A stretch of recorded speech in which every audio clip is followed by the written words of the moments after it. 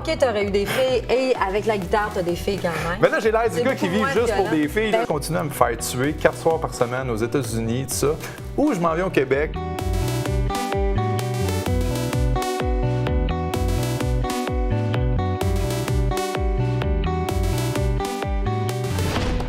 Un jour, Patrick Normand m'a invité à chanter une magnifique chanson en duo avec lui à la télévision sur une musique de Michel Rivard. Voici une de mes chansons préférées, La guitare de Géry. Approchez, écoutez l'histoire, sortie tout droit de ma mémoire, celle de la guitare de Jérémie. On l'a trouvée dans les débris d'une maison vide, à ce qu'on dit, le lendemain d'un terrible incendie. Prends-la donc, dit le brocanteur, elle a sûrement une grande valeur, mais comme j'y connais rien, je te fais un prix. Elle était sale, sentait la fumée, et sur son dos y avait gravé « Je suis la guitare de Jérémie ». Elle jouait toute seule, je n'avais qu'à poser les doigts, et les cordes grouillées prenaient vie. Elle jouait toute seule, cette musique faite pour moi. Elle jouait la guitare de Jérémie. Oh, elle jouait la guitare de Jérémie. Elle jouait toute seule, je n'avais qu'à poser les doigts, et les cordes rouillées prenaient vie. Elle jouait toute seule, une musique faite pour moi. Elle jouait la guitare de Jérémie. Oh, elle jouait la guitare de Jérémie.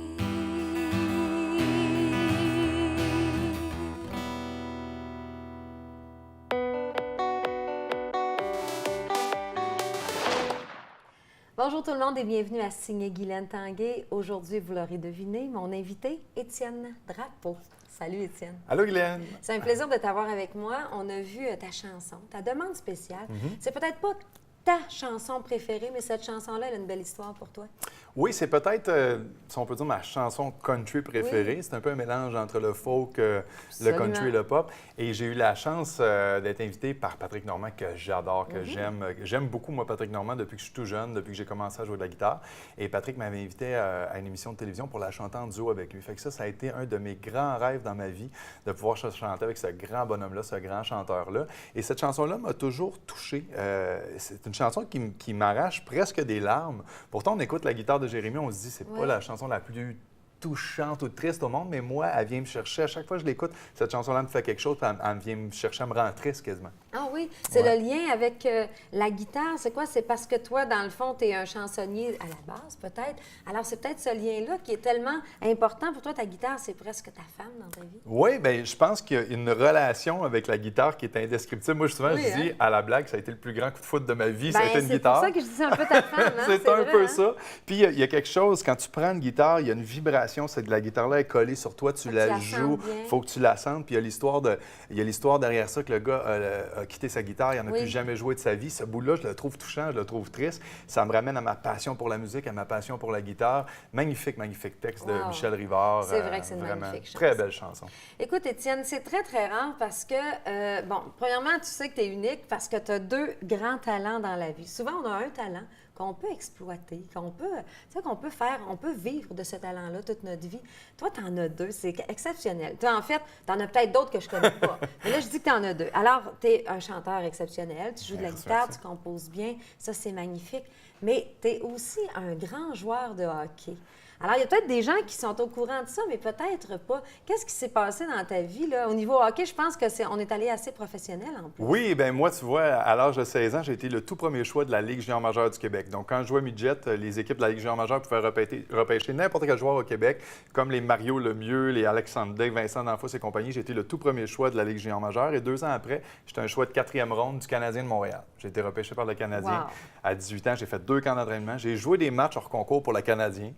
Donc, j'ai embarqué sa patinoire avec le chandail, l'équipement du Canadien. Je ne croyais pas mes yeux. Quand je suis arrivé dans la chambre, j'ai vu mon chandail, j'avais porté ça. Avec ton nom. Avec mon nom, je faisais le réchauffement. Puis là, l'autre côté, c'était les Rangers de New York. puis j'ai compté un but. Ça, je vais pouvoir dire ça à mes enfants plus tard. J'ai compté un but dans la Ligue nationale contre les Rangers de New York. Wow, quand même! Alors, c'est vrai que tu es un vrai bon joueur de hockey. Si tu t'es rendu là. J'étais, je sais pas, je suis rendu à 39 ans. J'étais encore pas pire, Peut-être qu'il me manque un petit peu de souffle, mais... D'après moi, tu pourrais faire l'affaire de bien des ligues de garage. Hein? Ah ouais, ça, je pense qu'on est correct. Tu serais un bon candidat.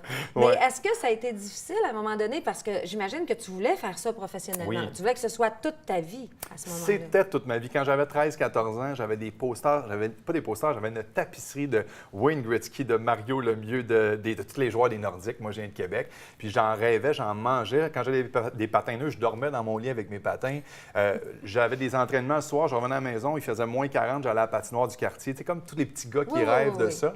Mais d'un autre côté, je jouais de la musique depuis que j'ai l'âge de 5 ans. Moi, j'ai fait 10 ans de formation en piano classique. J'ai étudié de la musique de 5 ans à 15 ans. À 15 ans, j'ai arrêté à cause du hockey. Je tombais dans le midget 3. Là, j'avais une ligue, c'était presque professionnel, ça prenait beaucoup de temps. Mais l'écriture, à 12, 13, 14 ans, moi, j'écrivais des poèmes pour mes petites blondes. J'ai toujours un peu séduit mes petites copines. Même à 14 ans, je leur écrivais des petits poèmes dans ma chambre en haut à Québec. Ça a commencé jeune dans mon cas. Ma mère pourra en témoigner. Mais j'avais vraiment ces deux passions-là qui étaient deux mondes complètement différents. Tu sais, dans le hockey, je disais pas que j'écrivais de la poésie, puis je disais pas que je jouais du piano classique parce que j'aurais fait rire de moi. Puis quand j'étais dans un milieu de plus de musique, bien, le hockey, c'était pas que c'était pas bien vu, mais c'était deux mondes complètement différents. Puis un jour, je me suis rendu compte que le hockey, c'était pas moi. Je suis pas un... Puis en plus, je me battais beaucoup. J'étais un bagarreur. Junior, j'étais un bon joueur, mais quand j'étais arrivé professionnel, j'arrêtais pas de me battre pour... Un petit lovers un peu violent. Ouais, un bad les filles boy. devaient aimer ça, là. Des belles histoires d'amour, puis après ça, une belle bagarre. C'est ça termine tellement bien une soirée. J'ai toujours été, je te dirais, un peu le lover, mais avec un côté gars, tu sais. Fait que moi, j'ai toujours dit qu'un vrai gars dans la vie, il est capable de jouer au hockey, il est capable d'être à la cage au sport avec ses chums de gars, prendre une bière, dire des niaiseries. Mais d'un autre côté, un vrai homme, c'est aussi celui qui est capable de s'avouer vulnérable, d'être sensible, d'écrire un poème à sa blonde, de lui dire qu'il l'aime, de serrer un de ses chums de gars dans ses bras. Tu sais. Il y a une sensibilité que je trouve importante d'avoir, même si c'est un homme, même si c'est un joueur de hockey. Puis on a besoin des deux côtés, les femmes, c'est vrai. On veut quelqu'un de masculin, mais en même temps très doux. Des fois, c'est dur à comprendre aussi pour les gars. On n'est pas facile à comprendre. Ouais, tu penses? Ah, je pense que oui. Mais qu'est-ce qui a fait d'abord qu'un jour tu as lâché le hockey, que tu as décidé de faire que la carrière musicale? J'ai eu beaucoup de blessures. Ça a été une chose qui m'a ralenti beaucoup. Mais il y a eu un déclic la journée où je suis rentré dans une boîte à chansons. Je pense que je devais avoir 19 ou 20 ans. J'ai mis les pieds dans une boîte à chansons. J'ai vu le chansonnier. Moi, je commençais à peine à jouer de la guitare. J'avais un chum qui avait fait cégep en spectacle. Le piano, c'est ça. Moi, je jouais du piano, mais je chantais pas. Je jouais du piano, j'écrivais. J'étais passionné de poésie. 13-14 ans, j'allais jusqu'à 18-19 ans. J'avais des livres remplis de poésie. Je lisais Éluard, Verlaine. Je lisais tous les grands auteurs. Mettons, je lisais Prévert. Bien là, après ça, Prévert écrivait un peu comme des dialogues et tout ça. Là, je m'assoyais et je disais, OK, là, je vais écrire comme Prévert. Là, je lisais du Victor Hugo. C'était presque une formation. Tout à fait. Je pense que ça a été une meilleure formation de lire tout ce que j'ai lu dans ma vie que d'aller étudier en littérature. Tu sais, comme je te dis, je lisais du Victor Hugo qui écrivait plus des fables. Bien là, j'écrivais un poème et j'écrivais comme une fable. C'est intéressant, ça. Je reproduisais un peu ce que je faisais, mais il n'était pas question de chanter. Moi, je jouais de la musique, piano classique, j'écrivais. À 19 ans, mon chum fait cégep en spectacle, je vais le voir chanter. Hey, je vais essayer ça. J'achète une guitare et pas longtemps après, je me mets à fréquenter les bars de chansonniers. Et là, je vois un chansonnier en avant, sur la Grande Allée à Québec. Il joue sa guitare, il y a 300 personnes dans le bar, il y a plein de filles partout. Ah, c'est les filles, hein? Ben, tu sais, tous ceux qui vont jouer de la musique, puis en plus, je suis un lover, je suis un romantique, tu sais, tu te dis, bon, OK, j'ai le choix. J'ai deux choix dans la vie. Soit je continue à jouer au hockey, à me faire taper sa gueule, à manger des coups de bâton. Écoute, des points de suture, Guylaine, j'en ai eu partout dans la face, ça paraît pas trop, là, mais je suis magané, là. Puis aujourd'hui, j'ai mal dans les épaules, mal dans les hanches, je me suis fait opérer 2-3 fois, puis séparation d'épaule, j'ai des fausses dents en avant. Je suis vraiment, ouais, c'est des fausses dents en avant. Écoute, je me suis... OK, t'en as vécu, toi, ça? Ah oui, écoute, je l'ai mangé, comme on dit, des claques à gueule dans le hockey. Fait que là, je me disais, j'ai deux choix. Soit je continue à me faire tuer 4 soirs par semaine aux États-Unis, tout ça, ou je m'en viens au Québec, chez nous, tranquille, chanter dans un bar, avoir plein de filles. De toute façon, au hockey, tu aurais eu des filles et avec la guitare, tu as des filles quand même. Mais là, j'ai l'air du gars qui vit juste pour des filles. Ben là, oui, on blague un peu, on parle juste de ça, mais honnêtement, j'avais une grande passion pour la littérature, pour la poésie, pour le français. Bon, je blague un petit peu avec ça, mais j'avais vraiment envie de partager mon amour pour la langue française, pour la culture, plus que de scorer des buts. À un moment donné, je me suis rendu compte que toute ma vie, j'enlève rien aux joueurs de hockey, mais Absolument. Mais je toi, trouvais que ça te c'était pas prenait moi. autre chose. Ça me prenait plus que ça, effectivement. Mais parce que tu as ce don-là musical, justement. Fait que tu avais la chance de faire autre chose. Et quand tu as fait, je dirais, le pas pour aller vers que la musique, est-ce que tu as gardé quand même une petite amertume de je sais pas, je serais devenue quoi si j'avais été un grand joueur de hockey? Ou est-ce En tout cas, j'aurais été plus riche. Probablement, parce qu'aujourd'hui, avoir ce qu'ils font comme salaire, je te crois. Mais, plus heureux, peut-être. Mais tu sais, je voulais pas être millionnaire. L'argent m'aurait corrompu. Tout ça. Fait que tu sais, les millions, j'ai dit, oh non, je veux pas faire des millions. On va laisser ça. Je vais laisser ça à eux autres. Mais tu sais, je me suis dit, moi, quand je tourne la page sur quelque chose, je vais au bout. Je suis un passionné, je travaille fort. Le hockey, j'ai tellement travaillé fort, je te disais, je me battais, je suis allé au bout de ça que la journée où j'ai pris ma décision, puis j'ai dit, j'ai tourné la page, j'ai pas tourné la page, je l'ai arrachée. J'ai dit, c'est fini, c'est terminé, ma nouvelle passion, mon nouveau but, c'est de devenir chanteur. Et j'avais 24 ans à l'époque, je me suis dit, je sais pas combien de temps ça va prendre, je mangerai du craft dinner, du beurre de peanut. Je restais dans un 1,5 à Québec qui me coûtait rien, c'était tout petit, mais j'ai dit, je vais devenir chanteur. Je vais-tu passer par le Festival de la chanson de Granby, par quelqu'un qui va me découvrir. Dans ce temps-là, je ne connaissais pas Star Academy, ça n'existait pas, mais je me disais, ça prendra le temps que ça va prendre, mais je le savais. Je savais que c'est là, fallait. Je savais que j'allais réussir. Je savais. Trouvé ta place. J'avais trouvé ma voie, je savais que j'allais aller là. La seule fois que ça m'a fait un petit quelque chose, je te dirais, c'est 4-5 ans plus tard, j'ai été invité, j'avais fait un show, puis on m'avait donné une paire de billets du Canadien pour me remercier. Et puis là, c'était la première fois que je remettais les pieds au Centre Bell depuis que moi, j'avais été faire le camp d'entraînement. Et là, je rentre là, puis j'arrive dans le réchauffement, puis je vois les gars tourner, puis je rentre, puis c'est la première fois que je vois un match de hockey là. Et là, ça a fait juste comme dire que j'aurais pu être là. Tu sais, je devais avoir 28, 29 ans à l'époque. Tu sais, j'aurais pu jouer. Fait que ça m'a fait ça 5 secondes, puis après, je me suis assis, j'ai mangé un hot dog, puis j'ai bu une bière, puis j'ai dit c'est bien correct. Alors, de toute façon, je suis certaine que tu auras une place très, très longue dans ce métier-là, parce que tu as une belle place au Québec. Tu as été vraiment choyé aussi. Comme carrière, tu as fait des beaux rôles. Tu es même allé à Paris, je pense. Tu as fait Don Juan. Tu as fait toutes sortes de choses différentes. Et à quel moment est arrivé Star Academy dans toute cette histoire-là de vie? Et c'est en 2004. En 2004, après 3 ans de bar, boîte à chansons et tout ça à temps plein. Et oui, après ça, tu sais, mon nouveau spectacle qui s'appelle Mes plus belles chansons, j'ai lancé ma compilation de mes plus belles chansons de mes 5 premiers albums récemment. Et j'ouvre mon spectacle en disant ça. La première phrase que je dis aux gens, parce que mon spectacle, c'est une biographie de toutes mes plus belles chansons. C'est mon histoire. Puis vous savez quoi? Je suis un artiste choyé. Depuis 2004, j'ai vécu des expériences extraordinaires. Et je parle de l'Olympia de Paris, j'ai eu la chance, où j'ai eu la chance de chanter avec Linda Lemay. J'ai rencontré toutes mes grandes idoles. J'ai collaboré avec mes grandes idoles, Patrick Normand, à Linda Lemay, à Michel Rivard, que j'ai rencontré. Il y a tous les plus grands noms. Paul Piché, qui m'a invité à chanter à son mariage l'année dernière. J'ai même développé des amitiés avec la plupart de mes grandes idoles. Mario Pelcha, avec qui j'ai lancé mon 3e album, qui était pour moi la plus grande voix du Québec. Et on m'a fait confiance pour reprendre son rôle dans la comédie musicale Don Juan. 7-8 ans après la première version, quand on a fait une 2e version, j'ai hérité du rôle de Mario. Pour moi, c'est impensable. Moi, je suis un auteur-compositeur. Tu sais, ma voix sert à passer mes textes, mes émotions, tout ça, mais je m'étais jusqu'à ce moment-là peut-être jamais considéré comme un interprète. Ah non? Non, pas vraiment, parce que moi, j'écrivais. Moi, ma passion, c'était d'écrire, puis je chantais mes chansons un peu parce que il fallait bien que quelqu'un les chante, puis j'aimais mieux que ce soit moi. Est-ce que tu as même pensé un jour que c'est les autres qui feraient tes chansons et que toi, tu ne serais jamais en premier plan? Ça, jamais. J'ai jamais été jusque-là, mais je te dirais que ça m'a pris du temps à aimer ma voix, à me considérer vraiment comme un chanteur-interprète. Parce que moi, dans les bars à l'époque, je faisais du chansonnier pour gagner ma vie, mais moi, je chantais n'importe quoi de n'importe quel... T'étais un amuseur. Oui.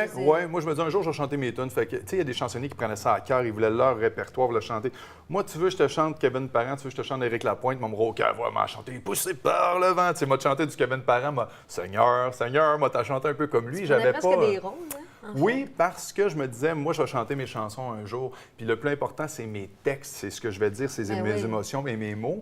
Puis à un moment donné, j'ai appris tranquillement, pas vite, à aimer ma voix, à aller ailleurs. J'ai travaillé avec Marc Dupré sur un de mes albums qui m'a fait des mélodies. Et Marc qui fait des mélodies un peu différentes quand il compose. Donc, il m'a fait pousser un peu plus, aller plus loin. La comédie musicale Don Juan m'a vraiment amené ailleurs parce que Mario Pelchon, on s'entend que c'est tout un chanteur, puis il fait des longues notes puis des notes hautes. C'est toute une voix. Fait qu'il a fallu que j'apprenne. J'ai pris quelques cours de chant avec une prof un peu plus classique dans ce temps-là pour apprendre à pousser puis à tenir des notes longtemps. Puis je pense que ça a été bien pour moi. Aujourd'hui, j'aime ma voix puis je me considère peut-être un peu plus comme un interprète. Ah, bien, c'est bien ça. Alors, je suis contente de t'entendre dire aujourd'hui que tu aimes ta voix parce que je pense que tu n'es pas le seul au Québec qui aime cette voix-là d'Étienne Drapeau. Parce que moi, dans cette émission-là, bien sûr, j'ai un collaborateur qui vient faire des chroniques, mais aussi qui est curieux, qui est un passionné comme toi, comme moi, et qui a une question pour toi. Alors, voici la question à Sadraque. Alors, Étienne, ma question est la suivante. Si tu avais un choix à faire, la Coupe Stanley ou la chanson de l'année à la disque? C'est une question facile. Ah oui? Oui. Plus jeune, écoute, avant, mettons, l'âge de 17 ou 18 ans, là, c'est sûr et certain que je t'aurais dit la Coupe Stanley. Oui. Mais aujourd'hui, la chanson de l'année à la disque, c'est la Coupe Stanley. Tu sais, C'est sûr. c'est toute ma vie, à chaque minute de ma vie, chaque heure de ma vie, je la concentre dans ma carrière. Chaque fois que je me lève le matin, j'ai hâte de me lever pour chanter, pour travailler, pour écrire. Ma vie, mon métier, ma passion, je vis que pour ça. 7 jours sur 7, 24 heures sur 24. Donc, j'espère un jour gagner mon Félix, Alors, on verra. la chanson de l'année, c'est ta réponse. C'est vraiment une bonne Ouais. réponse. Ceci dit, je me demandais si tu allais être un peu tourmenté entre les deux. Ah, pas du tout. Pas du tout? Pas du tout, pas Ah du ben tout. c'est bien, un gars décidé, on aime ça. Et maintenant, j'aimerais savoir, est-ce que Étienne Drapeau a des rêves? Est-ce que Étienne a Oui. d'autres... Professionnellement, oui, et personnellement aussi. Je suis curieuse de savoir ça. J'en ai plein, Guylaine. J'espère qu'un jour, je vais trouver une belle femme comme toi pour faire ma vie, avoir des enfants. Écoute, j'aimerais ça un jour que ça m'arrive. Oui. Je veux des enfants. Je te dirais, là, je vais avoir 40 ans en janvier. J'y avais jamais pensé jusqu'à là, 6 mois, 1 an. Je sais pas, puis toute ma vie, je me suis dit, moi, depuis que j'ai 20 ans, je me dis, moi, j'aurais pas d'enfants avant 40 ans. Je le savais. Même tu m'aurais demandé ça à 23 ans. Non, avoir mes enfants à 40 ans. Fait que J'avais là, décidé ça. J'avais décidé ça, je le savais. Puis là, je me dis, si tu peux, je me suis programmé à ça toute ma vie. J'allais justement dire, tu t'es programmé. Moi, je suis convaincue que oui. Fait que là, j'arrive à 40, puis là, ça fait que là, je commence à y penser, puis j'ai hâte. Ça, c'est mon rêve au plan personnel, de fonder une famille, d'avoir des enfants. Ça, j'y rêve. Au niveau professionnel, je rêve d'une carrière internationale avec une carrière en espagnol. Ça fait 3 ou 4 ans que je travaille fort. Je suis pas loin de sortir un album en espagnol. Je rêve d'une carrière internationale, mais à travers ce langage-là, cette culture-là, la T'aimes bachata, ça, la hein? salsa, c'est quelque chose qui m'amène ailleurs. J'ai mes shows en français, mais j'ai eu mes shows latino en espagnol. En français, je suis au piano, à la guitare. On travaille avec les mots. C'est plus en douceur. C'est plus en douceur. L'autre, c'est la chaleur. ça? L'autre, c'est la chaleur, la L'amour. sensualité, le feu. Tu sais ce que je dis? Je dis, la musique en français, ça commence ici, puis ça va jusque-là. Fait Oui. que dans le fond, c'est le cœur, les émotions, Oui. la tête. Et la musique latine, ça part de là, puis ça va jusqu'en bas. Dans le sens que c'est le cœur, les émotions, mais c'est un petit peu plus bas dans le corps, ça se passe. Tu sais. Fait que je trouve que c'est deux extrêmes qui sont super intéressants, qui n'ont rien à voir un avec l'autre, mais qui moi, me complètent dans ma vie comme artiste, comme être humain, puis j'adore les deux. Alors, le petit côté chaleur humaine de cette musique-là, toi, ça te fascine et t'aimes ça. Oui, et la danse, moi, j'étais un joueur de hockey. Fait que moi, j'allais jusqu'à 35 Bien ans. bouger, Là. t'es capable? Ben, un joueur de hockey, tu sais, au Québec, les gars, on est des gars du froid, de hockey, de construction. Les gars au hockey, ça boit une bière, ça C'est bouge carré. pas, c'est carré. Ça bouge pas. Non. Fait qu'à 35 ans, j'ai découvert la danse latine. Puis là, j'ai appris que toute cette partie-là ici, là, ça se capable de pouvait bouger que ça ça? se bouge, puis que ce soit sensuel, même si t'es un gars, tu sais, ça a été pas facile au début. Mais j'ai tripé là-dessus, puis la danse, c'est une de mes grandes passions, la danse latine. Fait que, écoute, ça, c'est mon rêve. Là, je suis en train de traduire tous mes plus grands succès en espagnol, de faire un album en espagnol que j'espère sortir ici, mais aussi à l'international. Et ça, c'est mon grand rêve de réussir à l'international avec ça. Wow, c'est quand même impressionnant. Ça, c'est un beau rêve. Et ton rêve personnel, moi, je le trouve intéressant parce qu'on s'est rencontrés déjà dans quelques spectacles. Et je sais que tu ferais probablement un excellent père. Ah, t'es et gentil. tu vas faire un super amoureux aussi. Quand tu vas trouver la perle rare, peut-être qu'elle parlera espagnol, peut-être Ah, qu'elle va peut-être, danser sur tes peut-être. spectacles. D'ailleurs, tu avais Peut-être qu'elle va rencontré chanter avec toi. backstage quelques-unes de mes copines, puis tu me disais tes opinions, puis ça, fait que ça, on n'en parlera pas en ondes, mais j'ai Non. quand même T'as appris. eu la chance d'avoir tes Oui, conseils, parce que puis je moi, t'en je suis un peu remercie. une matante pour toi. Puis, quand tu m'as demandé les conseils, ben, ces filles-là sont très gentilles, mais je te disais que c'était peut-être pas la fille pour toi. Alors, si un jour je la croise, par exemple, je vais te la présenter avec un immense plaisir. Parfait, je compte sur toi. Avec ça, là. plaisir, je garde son numéro, je garde son nom, je prends des photos, je Parfait. t'envoie ça. J'ai bien hâte de voir ça. Alors, merci, Étienne Drapeau. Ça a été un plaisir de jaser avec toi. Pareillement. Franchement, je suis sûre que tu es un grand amoureux dans la vie personnelle. Tu es sûrement un très, très bon amoureux, mais tu es une très bonne personne à jaser aussi. Ça a été un plaisir de parler avec toi. Puis je te félicite, tu es extraordinaire comme intervieweuse. Je ne m'attendais pas à ça, je suis agréablement surpris. Tu as une nouvelle carrière devant toi. On essaye toutes sortes d'affaires dans la vie, tu le sais. Moi, je ne sais pas jouer au hockey, alors il faut que je trouve une seconde carrière. Je peux pas porter les patins, je ne suis pas bonne là-dedans. Ben, très bon choix. Très bon Et choix. maintenant, tu sais, dans notre émission, on fait participer les gens. Alors, on leur demande c'est quoi leur chanson préférée et on leur fait cette chanson-là avec mon guitariste. Alors, voici la chanson préférée du public.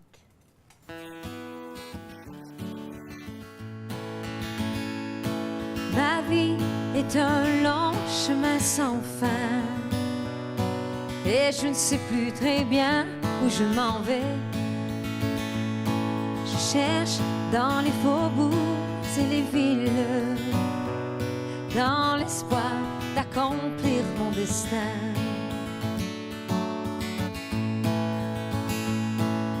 Mille après mille, je suis triste. Mille après mille, je m'ennuie. Jour après jour, sur la route, tu ne peux pas savoir quand je peux t'aimer. Un jour, quand mes voyages auront pris fin, et qu'au fond de moi j'aurai trouvé cette paix dont je sentais le besoin, à ce moment je pourrais m'arrêter. Mille après mille, je suis triste. Mille après mille, je m'ennuie. Jour après jour, sur la route, tu ne peux pas savoir comme je peux t'aimer. Mille après mille, je suis triste.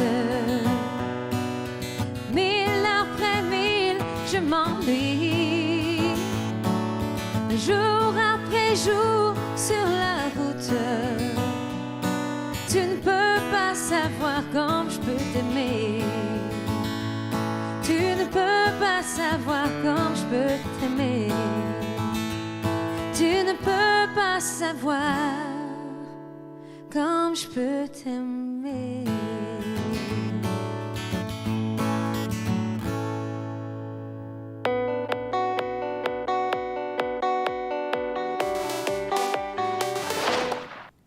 Alors, comme à chaque semaine, j'ai le bonheur de recevoir mon invité pour sa chronique. C'est toujours spécial. Ça me fait plaisir de t'avoir avec moi. Sadraque Amos, bonjour. Bonjour, c'est un plaisir pour moi. Guylaine, avant de commencer, j'ai une question pour toi. Avant ta carrière en chanson, quel emploi tu avais dans la vie de tous les jours? J'ai commencé, serveuse dans un restaurant, serveuse dans un bar. Ensuite, j'ai été fleuriste. Ensuite, j'ai été caissière dans les caisses populaires. J'ai fait plein de choses. Wow! Donc, c'est un signe que tu avais le goût de travailler. Ah oui, ça, Est-ce que je oui. me trompe? Le goût et l'obligation, j'avais pas le choix. Mais cette obligation-là t'a amené à avoir une éthique de travail, je suppose. Oui, une grande discipline. Discipline. Dans la musique, c'est quelque chose qui est obligatoire de toute façon. Obligatoire, nécessaire. Exactement. Donc, ça, c'est le sujet que je vais amener aujourd'hui. C'est 3 réalités auxquelles la nouvelle génération doit faire face. Oui. Parce que d'ici, ça, c'est des statistiques que j'ai. Je vais te bombarder de statistiques aujourd'hui, là, de Millennial Branding, qui est une firme de statistiques. Les milléniaux, qui est la génération de 11 à 33 ans, qui sont nés entre 1980 et 2004, d'ici 2018, 50 de la population des travailleurs vont être que des milléniaux. Donc, ça va être nous. Littéralement, les baby-boomers nous passent le flambeau et c'est nous, et on passe à la prochaine génération.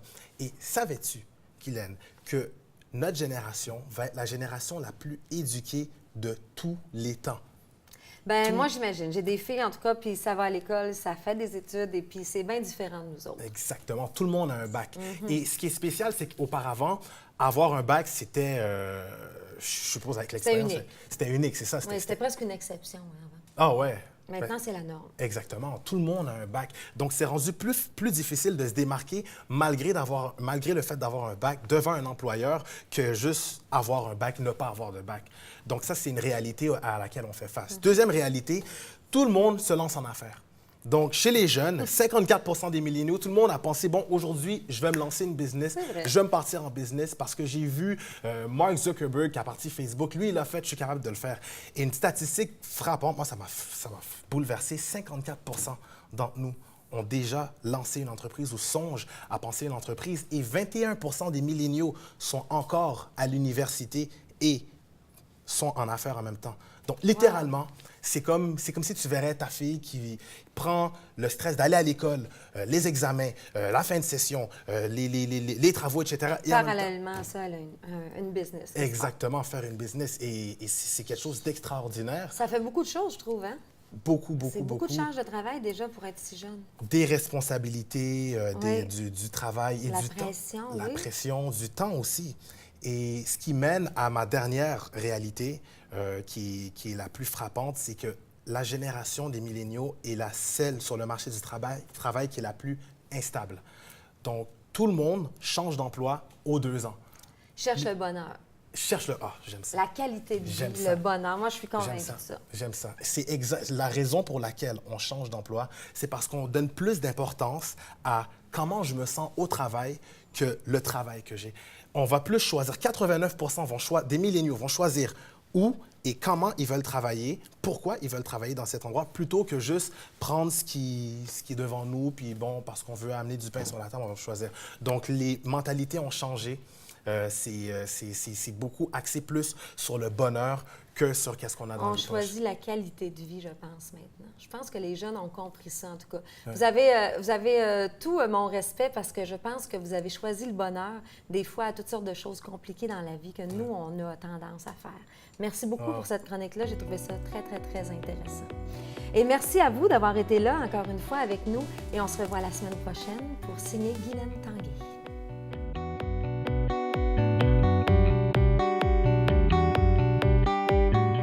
30 secondes.